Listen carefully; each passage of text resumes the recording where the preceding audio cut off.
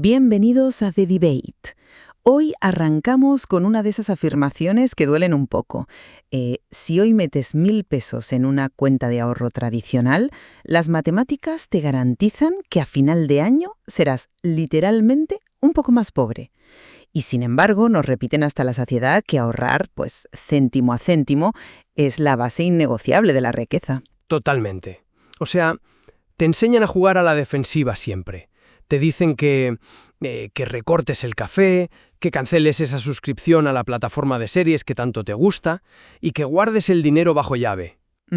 Pero la realidad es que el ahorro tradicional, al menos en el contexto económico actual, es como correr en una cinta que va en dirección contraria. Por mucho que te esfuerces, si no escalas tus ingresos, la inflación te acabará expulsando de la máquina. Y ahí es donde entra nuestra discusión de hoy. Ante el reto de construir una estabilidad financiera real y no morir en el intento, pues, ¿qué funciona mejor hoy en día? ¿Debemos ser implacables con nuestros gastos, practicando una frugalidad extrema y asumiendo, el control total de cada moneda que sale de nuestro bolsillo? O si el verdadero secreto es olvidarse de los pequeños recortes y centrar absolutamente toda la energía en escalar los ingresos y crear nuevos activos. Exacto. Y para desgranar este choque de filosofías, no vamos a basarnos en opiniones de gurús de Internet, que de esos hay muchos. Demasiados. Ya te digo, nos vamos a basar en los datos y directrices oficiales, concretamente en los manuales de educación financiera del Banco Central de la República Dominicana, las normativas de deducción de la Dirección General de Impuestos Internos, la DGI, y por supuesto, las alertas de Prousuario. Eso es. Y yo, por mi parte, voy a demostrar que la frugalidad tiene un límite asfixiante y matemático, que es el 0. O sea, no puedes gastar menos de 0. Sin embargo, escalar ingresos no tiene un techo definido. Mi postura es que obsesionarse con el ahorro es una pérdida de tiempo y de coste de oportunidad. La verdadera prosperidad, y estoy convencido de ello, se alcanza adquiriendo activos y utilizando las reglas del juego fiscal a tu favor. Bueno, pues yo lo tengo clarísimo. Y como defensora de las finanzas clásicas, defenderé a capa y espada que la frugalidad metódica es el único cimiento matemático seguro. A ver, el control del gasto no es una fase por la que pasas, es el sistema inmunológico de tus finanzas. Sin él, ganar más dinero solo sirve para endeudarte a mayor escala. Ya, pero... Espera. Empecemos por lo básico, por los cimientos de cualquier manual de economía, ¿vale? La salud financiera comienza irremediablemente por los egresos, por lo que sale de tu cuenta. Si echamos un vistazo a la guía de finanzas personales del Banco Central, nos define el presupuesto de una manera muy clara. Es un cálculo anticipado. Y la regla de oro que establecen es que frente a un déficit mensual, la acción más rápida, realista y, sobre todo, la única que controlas al 100% es eliminar los gastos superfluos. A ver, no puedes obligar a tu jefe a que te suba el sueldo mañana. Ojalá se pudiera. Claro, ni puedes obligar a un cliente a que te compre, pero sí puedes decidir en este mismo instante no gastar en esa salida a cenar o en ese servicio que no utilizas. Cierto, controlas el recorte, pero ¿a qué precio? O sea... Nadie niega que hacer un presupuesto sea un buen ejercicio de claridad mental, pero vivir en un estado de privación constante pues agota la fuerza de voluntad y, lo que es peor, te da una falsa sensación de seguridad. Vamos a hablar de la trampa técnica que menciona el propio Banco Central cuando distingue entre tasa nominal y tasa real. Vale, expliquemos esa diferencia porque es crucial para quien nos escuche. Exacto. Imagina que, con mucho esfuerzo y quitándote de vivir, logras ahorrar esos 1.000 pesos y los metes en un banco a una tasa nominal del 4% anual. El papel dice que ganas dinero, claro. Pero si la inflación, que es el aumento generalizado de los precios de todo lo que compras, se sitúa en un 5%, el rendimiento real de tu dinero es negativo. Ya. Estás perdiendo un 1% de poder adquisitivo al año. O sea, terminas con el equivalente a 990,48 pesos. Te has empobrecido ahorrando. Por eso digo que esa energía que gastas peleándote contigo mismo para no gastar 500 pesos en un capricho o en un servicio de cable estaría infinitamente mejor invertida en, aprender una habilidad nueva, ofrecer un servicio extra o invertir en el mercado de valores, porque el ahorro por sí solo te desangra lentamente. A ver, espera. Yo te compro el argumento de la inflación. Es una realidad innegable. Pero lo estás enfocando como si el ahorro fuera el final del trayecto. Y el ahorro es solo el peaje que pagas para poder subirte a la autopista de la inversión. Bueno, un peaje muy caro. Pero necesario. Tú mencionas ir al mercado de valores, pero ¿con qué dinero vas a comprar tu primer bono o tu primer fondo de inversión si te lo has gastado todo porque, y lo digo entre comillas, escalar ingresos ya te salvará en el futuro? La frugalidad es el mecanismo que genera el excedente inicial. Pero ese excedente es minúsculo si dependes de un salario estático. O sea, tardas años en ver algo. Minúsculo al principio sí, pero aquí es donde entra el mecanismo más poderoso de las finanzas, el interés compuesto. Según los datos que maneja el Banco Central, si logras colocar ese capital inicial en un instrumento que capitalice a un 10% de interés anual compuesto, la matemática dicta que tu dinero se duplica en poco más de 7 años. Ya, un 10%. Claro. Y ojo, no hablo de cuentas corrientes que pagan un 1%. En el ecosistema dominicano, por poner el ejemplo que estamos analizando, las cooperativas reguladas por el IDECOP pueden llegar a ofrecerte un 4% o más sobre el promedio anual, y los certificados financieros en puestos de bolsa pueden acercarse a ese 10%. Pero, y esto es clave, el interés compuesto necesita una materia prima innegable. El capital. Exactamente, el capital retenido. Si no aplicas la tijera a tus gastos, no hay semilla que plantar. Es como intentar llenar una piscina que tiene una grieta en el fondo. Da igual si traes una manguera más grande, que sería tu fantástico escalado de ingresos, si primero no tapas la maldita fuga. A ver, esa analogía de la piscina suena muy bien en la teoría. Queda preciosa. Pero la práctica es mucho más compleja. Me hablas de conseguir un 10% anual como si fuera ir a la tienda a comprar el pan. No he dicho que sea fácil, he dicho que existe. Pero en finanzas, riesgo y rentabilidad van siempre de la mano. Si un instrumento te ofrece un 10% en un entorno donde la inflación y las tasas de referencia están más bajas, el propio Banco Central te va a advertir que estás asumiendo un riesgo mayor. Podría ser volatilidad, podría ser iliquidez a largo plazo. Ya, pero... Mi punto es que, en lugar de sufrir por cada céntimo para conseguir una semilla pequeñita y rogar que el mercado te dé un 10% sin perderlo todo, deberías enfocarte en crear flujos de caja activos. Un negocio paralelo, por pequeño que sea, puede darte un retorno sobre tu inversión del 50% o del 100% en cuestión de meses si sabes vender. Vale, ¿y cómo financia la gente esos negocios paralelos tan maravillosos? Porque aquí es donde la fantasía de escalar ingresos choca de frente con el muro de la realidad. Y es un tema que me preocupa profundamente, la verdad. ¿Por qué te preocupa? Porque escalar no es aséptico ni gratuito.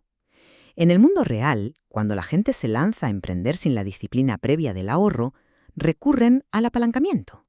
Y más específicamente, a la deuda tóxica. Hablemos de lo que dice ProUsuario sobre esto, porque es escalofriante. A ver, apalancarse para producir es la base de la economía corporativa. Todas las empresas lo hacen. Sí, claro que sí. Pero el individuo de a pie no emite bonos corporativos en Wall Street. Utiliza su tarjeta de crédito. ProUsuario tiene alertas clarísimas sobre esto.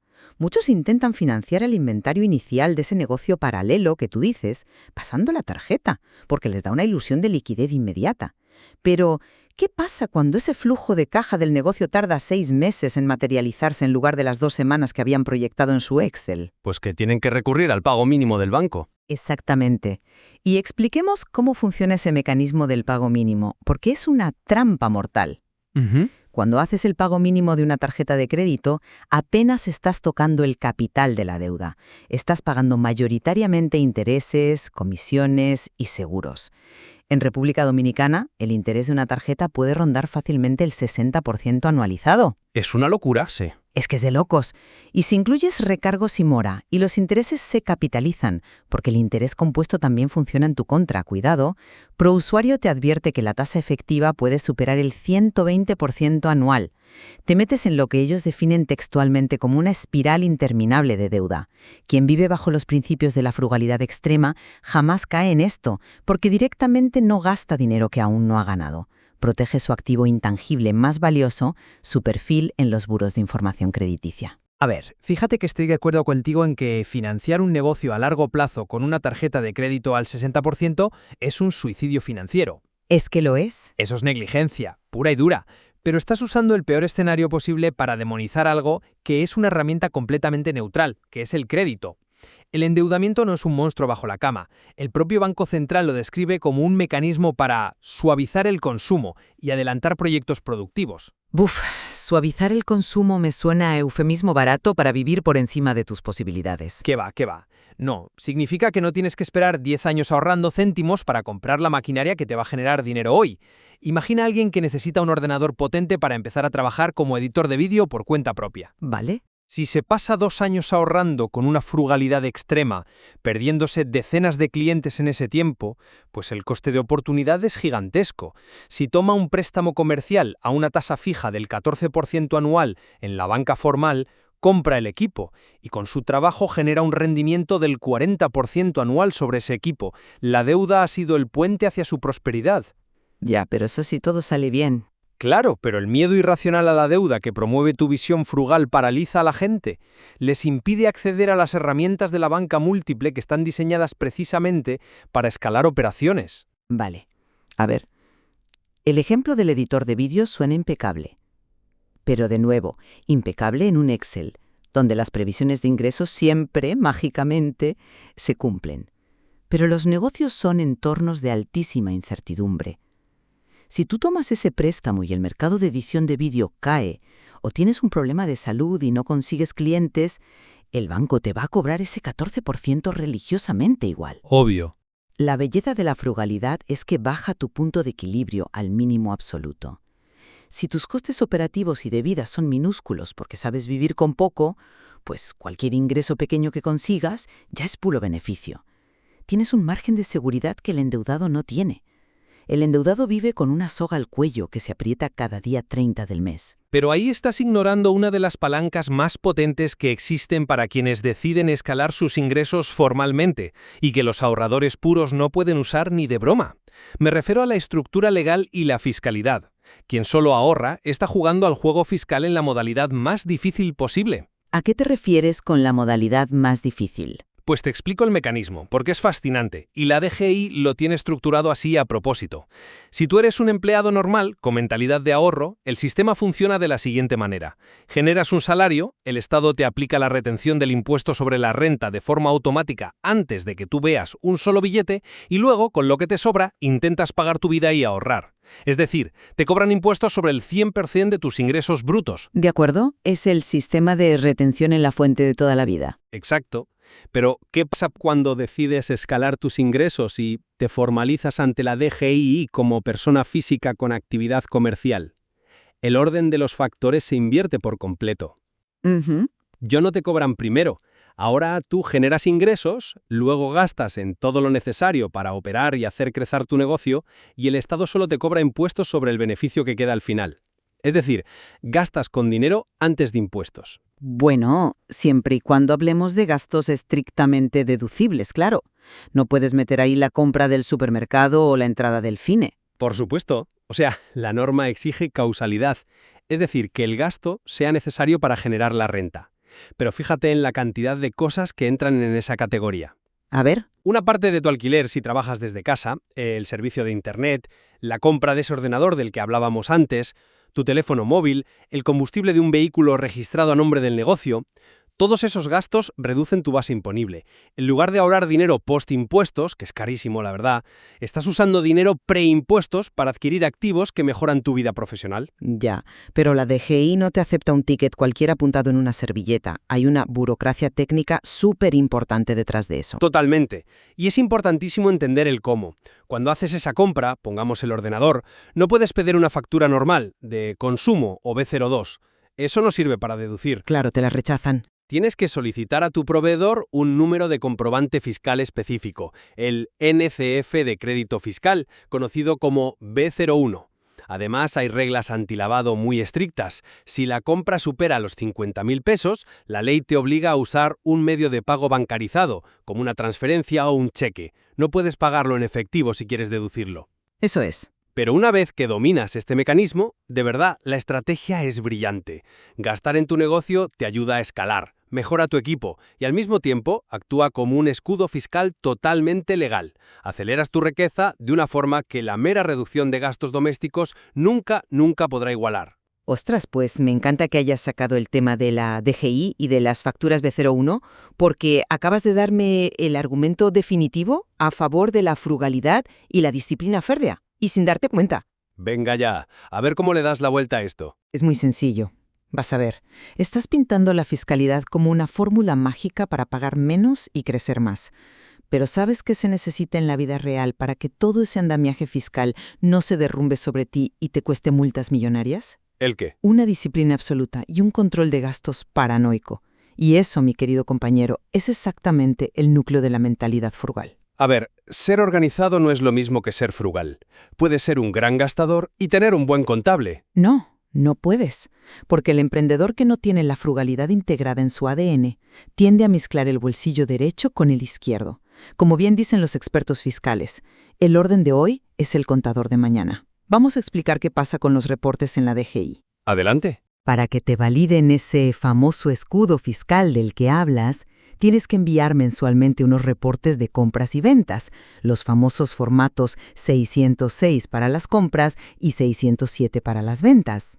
Estos formatos no son un archivo de Excel que guardas en tu ordenador y te olvidas. Se cruzan en los servidores de impuestos internos con lo que declaran tus proveedores y tus clientes. Correcto, es un sistema de comprobación cruzada. Bien, pues si no tienes el hábito del control estricto de cada céntimo que sale, cometerás errores.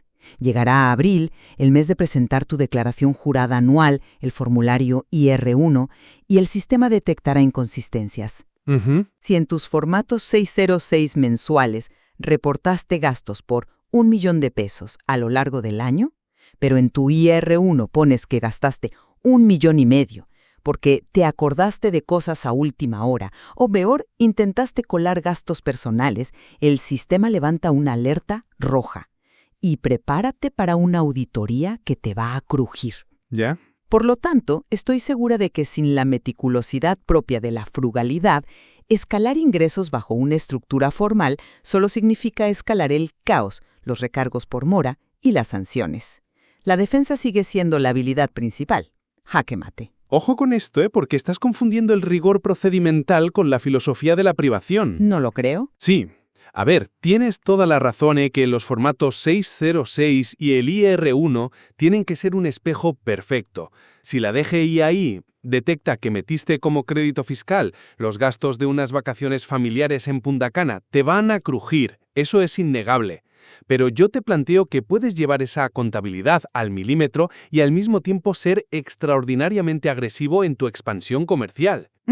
Puedes endeudarte productivamente y reinvertir cada peso. La educación financiera no consiste en esconderse del mundo comercial metiendo el dinero en una caja fuerte. Nadie dice que te escondas. Digo que te protejas. Consiste en entender cómo funciona el tablero. ProUsuario insiste muchísimo en esto también. Consiste en saber cómo emitir una factura de compra, un NCF tipo 11, cuando le compras un equipo de segunda mano a un particular que no está registrado en la DGI, reteniéndole el 10% del impuesto sobre la renta para reportarlo tú al Estado y legalizar ese gasto. Ese conocimiento técnico te permite jugar a la ofensiva. Escalar requiere dominar estas herramientas, no solo centrarse en si compras el café en la calle o te lo haces en casa. Ya, pero jugar a la ofensiva con una defensa de cristal te cuesta el campeonato antes o después. En fin, creo que es el momento perfecto para sintetizar un poco nuestras posturas. Me parece bien. A lo largo de esta charla he intentado demostrar por qué la frugalidad y el control férreo del presupuesto no son para nada una moda anticuada. Son el cimiento innegociable de la supervivencia económica. No se trata de vivir en la miseria, se trata de operar con margen de seguridad. Ya. Como advierte el Banco Central, cualquier déficit debe ser neutralizado de inmediato cortando gastos. Si te lanzas a la aventura de escalar ingresos sin tener antes un presupuesto milimétrico, vas a ser víctima de lo que llamamos la inflación del estilo de vida. Cuanto más ganes, más gastarás en cosas que no necesitas. Y cuando la suerte cambie, que siempre cambia, te verás atrapado en deudas de consumo haciendo pagos mínimos de tarjetas al 120% anual. Antes de pensar en motores más grandes para tu barco, tienes que asegurarte de que tu casco no tiene agujeros. Bueno, y mi síntesis es que puedes pasarte la vida entera tapando agujeros, y aún así no llegar nunca a puerto. El orden contable y la responsabilidad son necesarios, claro que sí, pero la prosperidad real en la economía moderna jamás se ha construido a base de ahorrar en lo básico. La inflación, ese 5% o más anual, es un impuesto silencioso y constante que devora la riqueza de quienes dejan el dinero quieto o en instrumentos de muy bajo rendimiento. Es un lastre, sí. Para superar a la inflación, tienes que escalar, tienes que generar flujos de caja adicionales, invertir en la bolsa de valores y sobre todo usar inteligentemente el apalancamiento y las deducciones fiscales de la DGI para convertir gastos antes de impuestos en activos productivos. El secreto de verdad no está en encoger tu vida, sino en expandir tus medios. Pues a pesar de lo frontal del debate, creo que hemos llegado a un punto de convergencia evidente y profundo. Tanto si eliges la senda del ahorro radical como si optas por la creación expansiva de ingresos, ambas requieren un nivel técnico altísimo. La literatura de prousuario y los manuales de educación financiera lo dejan claro. La ignorancia financiera es lo único que garantiza el fracaso absoluto en ambos enfoques. Absolutamente de acuerdo en eso. El analfabetismo financiero no perdona a nadie. Si eres frugal pero desconoces la diferencia entre tasa nominal y real, la inflación vaciará tus bolsillos sin que te des cuenta. Y si intentas escalar ingresos pero no sabes cómo pedir una factura B01 o no entiendes cómo el interés compuesto te puede triturar en un préstamo mal estructurado, la ruina será aún más rápida y espectacular. Exacto. Saber cómo funciona el sistema, desde entender un tarifario de comisiones bancarias hasta conocer los mecanismos de reporte de la DGI, es la verdadera armadura. Y los documentos que hemos usado hoy están llenos de herramientas, calculadoras de amortización, detalles sobre cómo funcionan los fondos de emergencia y guías preventivas contra el fraude. Es un material vital que todos, absolutamente todos, deberíamos dominar. Al final, dominar la técnica es lo que te permite elegir tu propio estilo de juego con garantías de no saltar por los aires en el primer contratiempo que tengas. Pues dejamos entonces esta reflexión sobre la mesa. Como siempre, no vamos a declarar un ganador hoy porque la respuesta depende de la radiografía financiera de quien nos esté escuchando. Con los mecanismos técnicos y los contrastes que hemos puesto hoy bajo el microscopio, la decisión está en tus manos. Cuando mires hoy tus cuentas bancarias, pregúntate con honestidad brutal: ¿estás en una fase de emergencia, donde tu máxima prioridad es tapar una fuga crítica en tu presupuesto, cueste el sacrificio que cueste? ¿O ya tienes la estabilidad suficiente para asumir riesgos controlados y empezar a construir un motor económico mucho más potente? La decisión y sus consecuencias matemáticas son todas tuyas.